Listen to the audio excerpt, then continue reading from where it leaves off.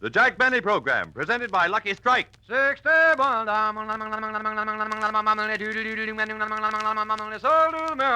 Lucky's pay more. Yes, at the tobacco auctions, Lucky's pay more. Millions of dollars more than official parity prices for fine, light, naturally mild tobacco.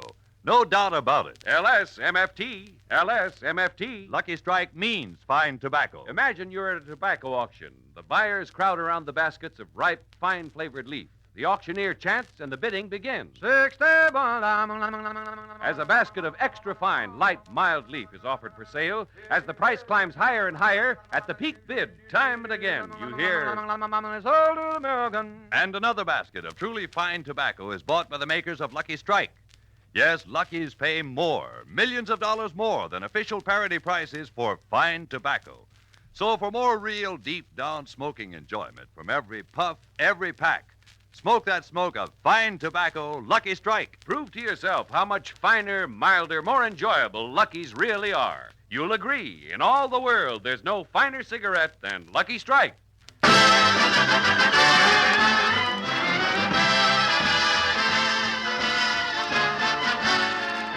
The Lucky Strike program starring Jack Benny with Barry Livingston, Phil Harris, Rochester, Dennis Day, and yours truly, Don Wilson.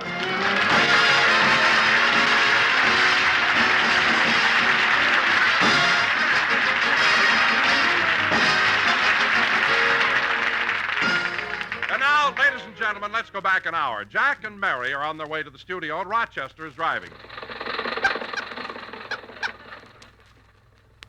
Gosh, it's certainly a warm day, isn't it, Jack? Yeah. You know, it was hot yesterday, too, and Friday the temperature reached 105. Yeah. Say, Jack, wasn't it thrilling that the Hollywood baseball team won the Pacific Coast pennant this year? Uh-huh. And the National League pennant race is tighter than it's been in years. Yeah. For heaven's sake, Jack, put down that knitting and talk to me.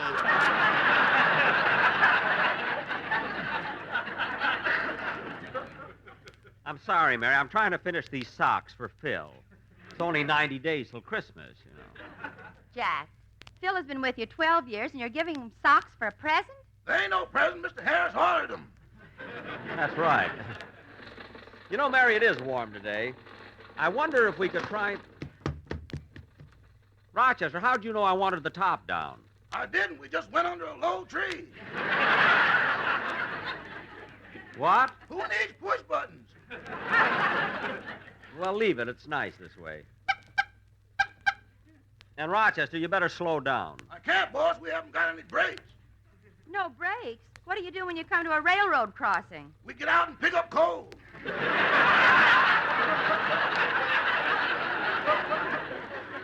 Rochester. Those diesels are ruining us.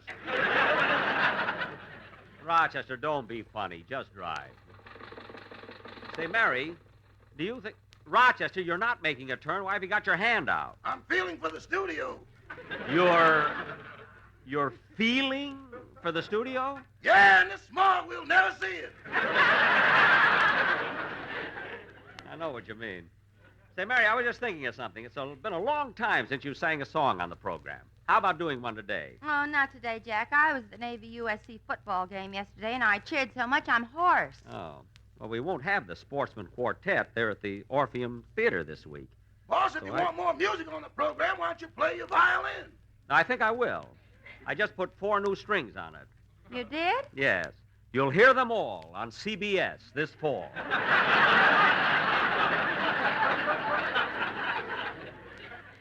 I can hardly wait. Thanks. Oh, Rochester.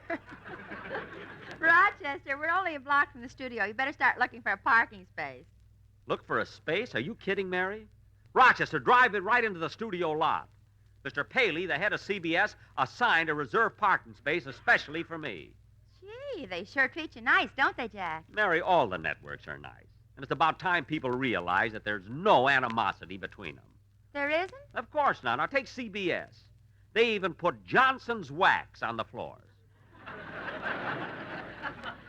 Jack, CBS didn't put it there. So many stars have come over, they've tracked it in on their heads. On their heads? On their shoes?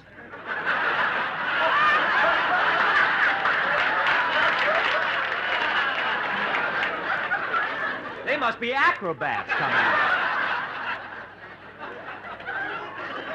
How do you like them? We got acrobats now. Walk in on their head.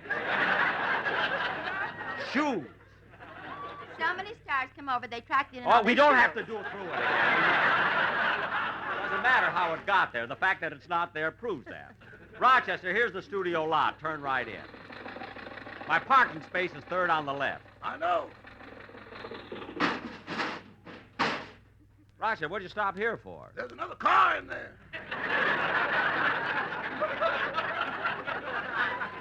Well, how do you like that? Imagine anyone leaving his car in my parking space. What a nerve. When I came to CBS, this space was assigned to me. And if anyone else thinks they can use it, they're crazy. Oh, boy, who does that car belong to? Mr. Paley. Well, don't just stand there. Dust it off. Dust it off.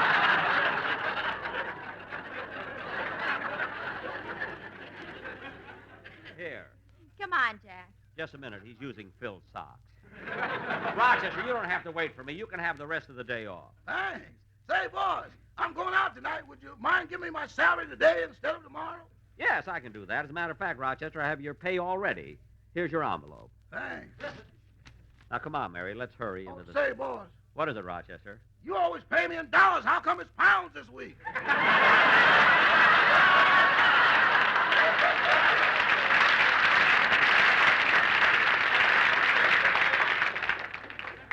I'll explain it to you later. Come on, Mary. Oh, brother, you don't miss a trick, do you? Never mind. Just walk in on your head.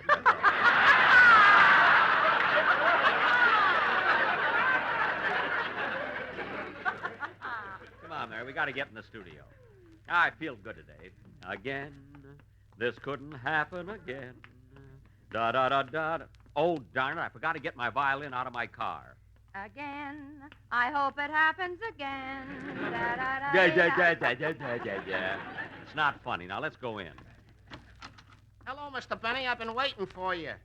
Oh, Mel Blanc, waiting for me? Yeah, you got a part that I can do on your show today? Mel, I gave you a part on my show last week. Yeah, but I didn't get a chance to do my imitations. I imitate Mickey Rooney, Lionel Barrymore, and Al Jolson.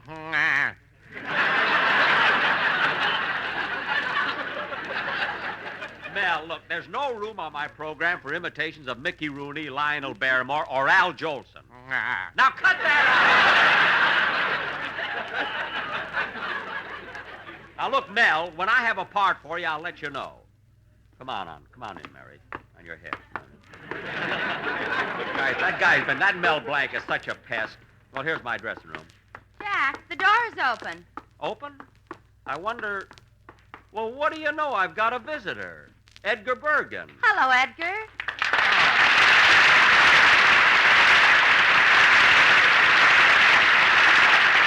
Hello, Mary. Hello, Jack. Well, Edgar, welcome to CBS. Well, thank you. You know, I don't do my first program until next Sunday night. Oh, still rehearsing, eh? Well, I've already started my season. I did my first show on the 11th. Did you hear it? No. But on the 12th, CBS sent for me. What? Bergen, will you get me out of this football uniform? USC doesn't need me anymore. No, I see. I'll mow them down. Yes, I know you will. Charlie, we've got company now. Oh, have we? Hello, Charlie. Well, you beautiful doll, you... Oh. Pucker up your lips. I'm coming in for a landing. Charlie, you should be ashamed of yourself. Such disgraceful behavior, kissing Miss Livingston before you've been properly introduced. I'm sorry. When a gentleman meets a lady, first he should tip his hat. Uh-huh. And then says, how do you do? Then he should inquire as to her well-being. And then he should gently take her hand and respectfully bow from the waist. Bergen, those are the kind of details that slow down a man's life. Is that...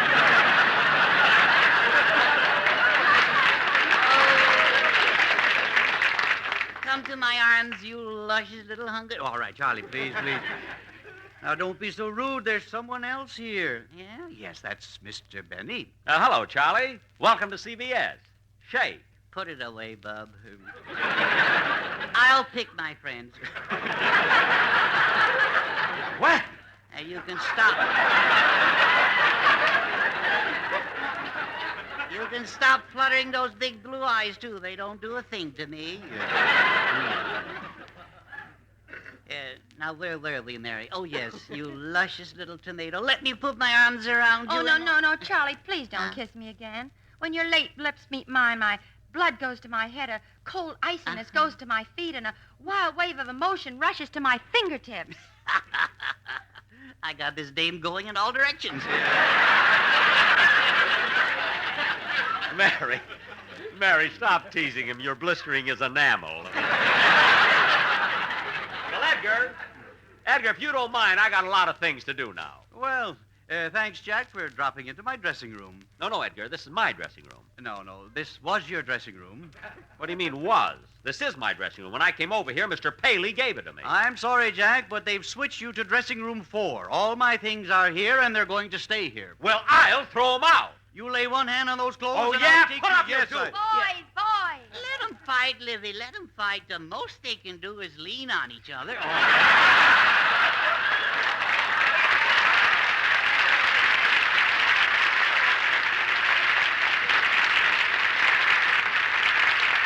Oh, shut up.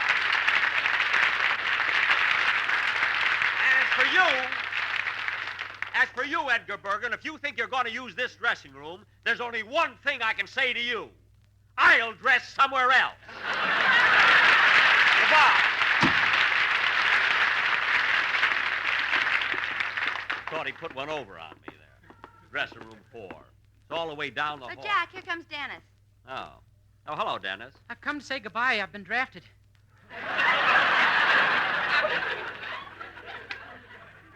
Drafted? Don't stand there. Salute me.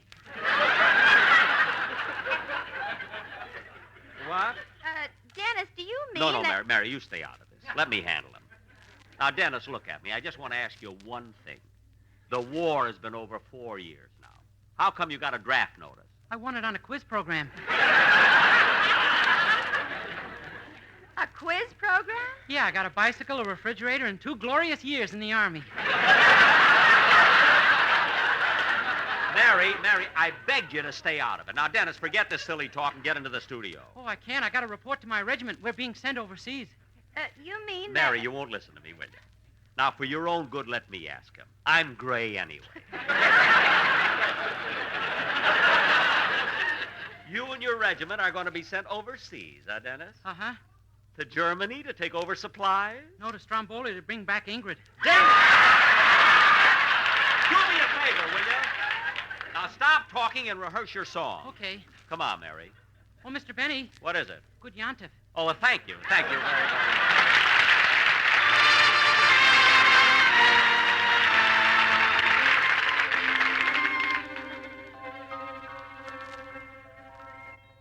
Some enchanted evening,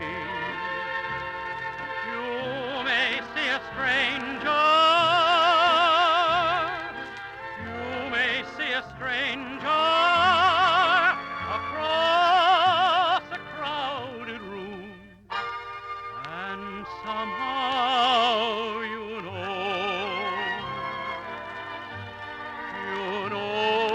even then that somewhere you'll see her again and again. Some enchanted evening, someone may be laughing. You may hear her laughing across a crowded room.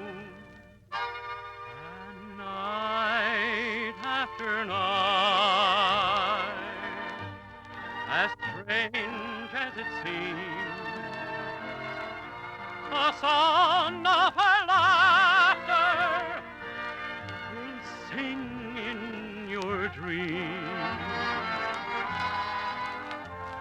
Who can explain it? Who can tell you why? Fools give you reasons, wise men never try. Some enchanted evening, when you find your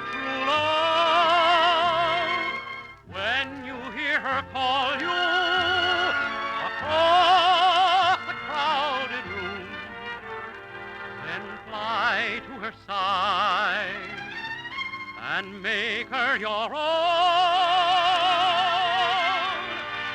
For all through your life, you may dream all alone. Once you have found her, never let her go. Once you have found her, never let her go.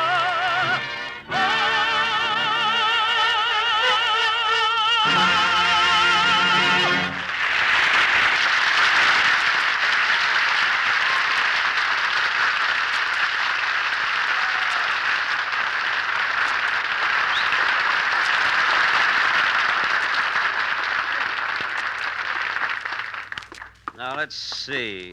Where's that dressing room they changed me to? Oh, here it is, Jack, right here. Number 4. Oh, yes. Say, look at that, Mary. Look, they put 2 stars on the door. I guess they're trying to make me feel good. Let's go in. Hello there, Mrs. Benny. Well, hello, Miss Benny. Amos and Andy.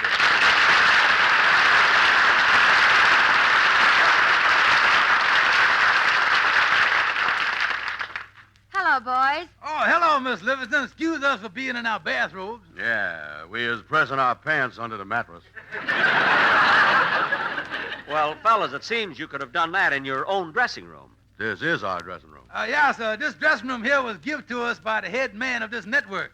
And he said if anybody comes in and gives us trouble, that we should very gently throw him out. That's what he said. Yeah. And On his head or on his shoe?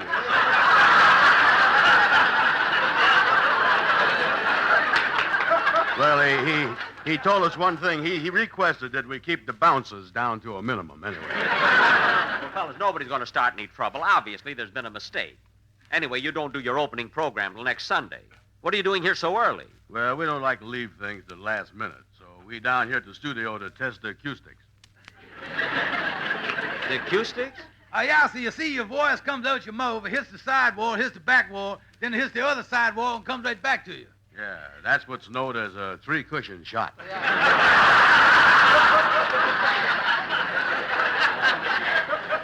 I still can't understand them giving you my dressing room. Anyway, I'll take it up with Mr. Paley. Come on, Mary.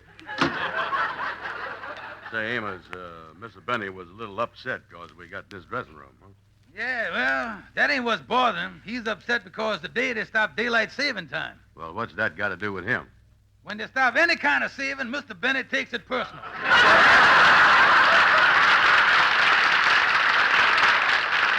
Yeah, you're right. That man is closer than the pupils on a cross-eyed flea.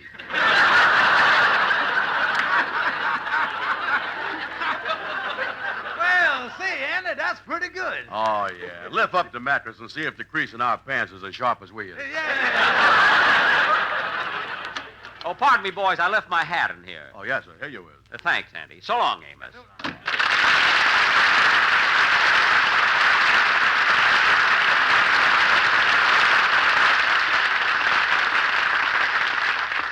I can't understand why I'm being pushed around here. They take my parking space, my dressing room. What next? Oh, Jack. Oh, hello, Don. Oh, Jack, I've been looking all over for you. Boy, am I excited. Why, Don? What happened? Well, you know how hard I've been trying to reduce? Yes? Well, I finally made it. I'm down to 165. Down to 165? How did that happen? I weighed myself on an English scale, and they cut the pound in half.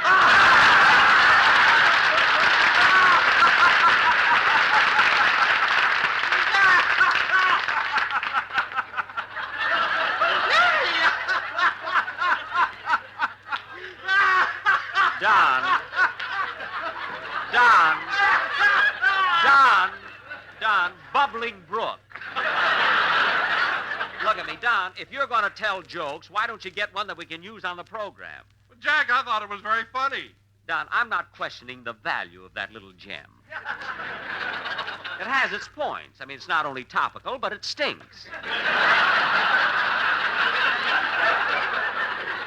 Believe me. Well, then listen, Jack, I've got another joke that'll kill the audience. It's so funny that... No, I'm afraid it's a trifle daring. Daring? You mean a little risque? What is it, Don? What is it? You can tell me. We're out here anyway. What is it, huh? Well, come on, let's get away from this crowd. Don, that's you.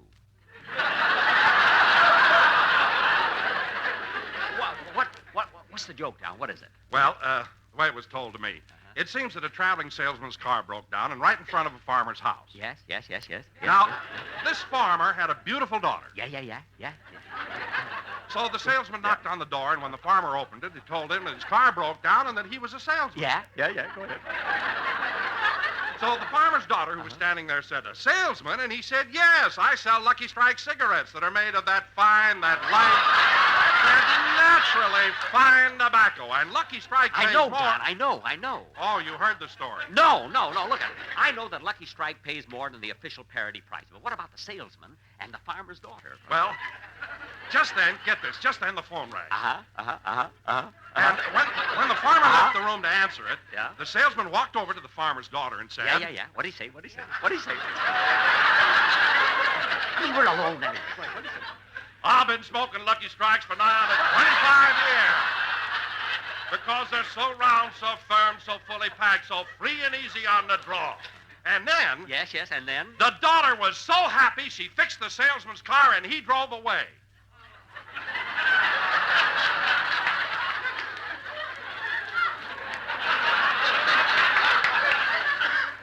Don, that's the story? Well, that's not the original version. I told it to the sponsor, and he switched it all around. Oh.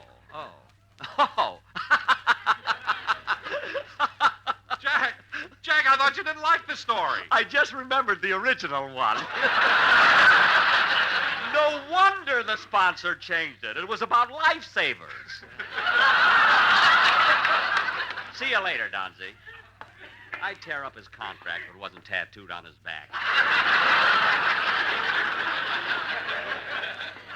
Jack, where have you been? I just left Don Wilson. He told me a wonderful story. What was it? Oh, I couldn't tell it to you, Mary, but it's so good it would be worth your marrying me just to hear it. Come on, let's go. Mary, look at when we... Hey, how about it, Mr. Benny? Can't you find a part for me on your program? Mel, will you stop following me around and go home? Some home. My wife is never there. She's always out playing bridge. Bridge? Yeah, she plays with Mrs. Bob Hope, Mrs. Ray Milan, and Mrs. Al Jolson. Say, Mel, will you please go away and leave me alone? Come on, Mary, let's get into our studio. I wish Mel would stop bothering me. Well, look who's here. Hi, Jack. Red Skelton.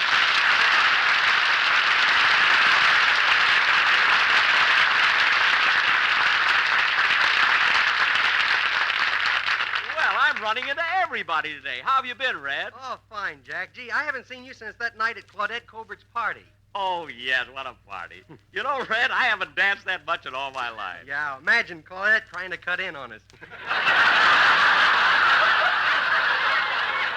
Well, I waltzed into that one. Look, Red, I know you have to rehearse for your opening program next Sunday, but don't use Oh, Jack, wait a minute. Red, aren't you going to say hello to me? Well, dee. Look, Red, if you don't mind... I'll be with you in a minute, Jack. I want to run through a scene. Look, Red, if you don't mind, All right, Mr. Skelton, let's run through that western scene. Oh, yeah, well, I'm ready. Okay. Ready? Ready? Come here, you varmint. This is Deadeye you're messing with. Are you the dirty hombre that's been stealing the cattle off my pappy's ranch? Yeah. Look, Red. Are you the hombre that broke into my house and stole the pigs right out of my living room? Yeah. The same hombre that blew the steel right out of Grandpa's mouth? Yeah. Well, we're both going to fight a duel. I'll count three and we'll both draw. You ready? Ready. 1, 2, 3.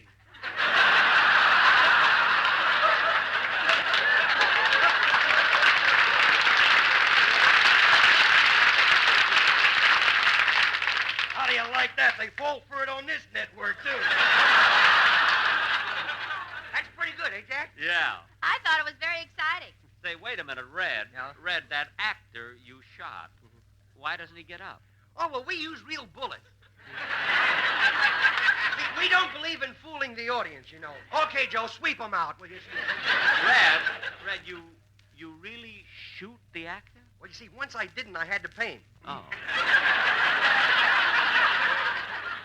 should we run through that scene again? We ain't got no more actors. You shot 4 of them already. Red, you mean every time you go through that scene, you shoot an actor? Sure. Oh, Mel!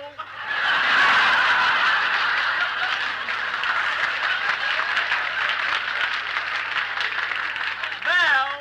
Jack, you wouldn't dare. I wouldn't, eh? Lucky's not around. Let's try that scene again on the other mic, Mr. Skelton. Okay, now this time let's... What? Ooh.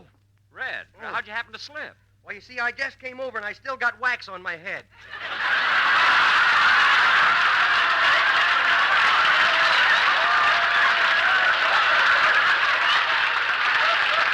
On your shoe! On your shoe! Oh, yes.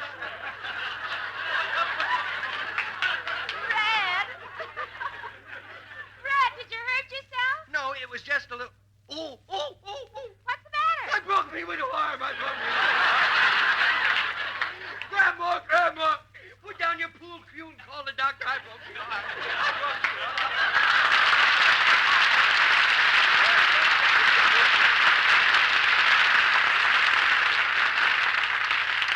All right, Red, you've rehearsed all your characters. Now, how about getting out of my studio so I can do my broadcast? Your studio? Didn't they tell you? Tell me what? Well, you've been moved to the widow studio down the hall. The Whittle studio? How do you like that? First they take my parking space, then my dressing room, now my studio. If they think they can kick me around, they got another thing Well, coming. Jack, don't stand around here grumbling. You better hurry to the Willow Studio. It's time for your show to go on the air. Oh, it is, eh? Time for me to go on the air. Well, I'll fix them. Let them start the show. Jack, look what time it is. I know what time it is, but I'm going to teach them a lesson. Mary, there's a radio. Turn on. Let's see how they're going to get along without me. Okay. And now here he is, the star of the Lucky Strike program, Mel Blanc. Mel Blanc?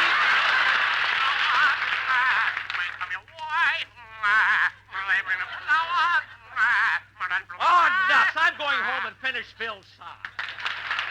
Jack will be back in just a moment, but first...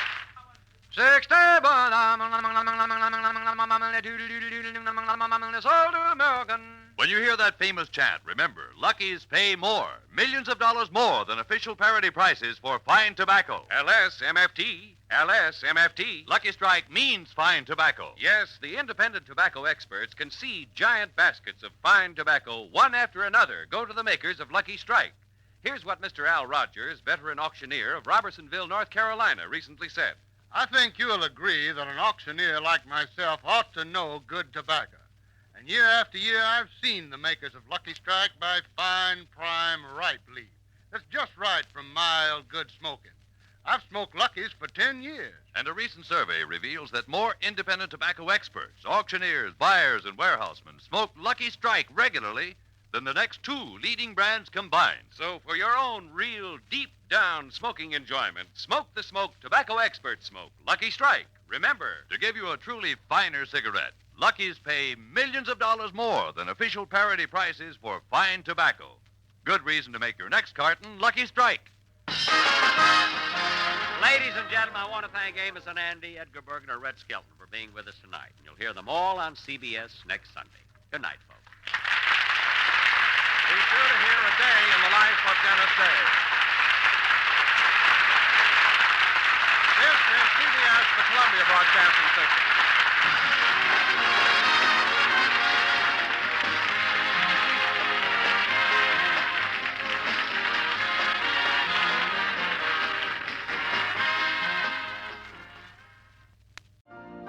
You've been listening to the OTR Gold Network.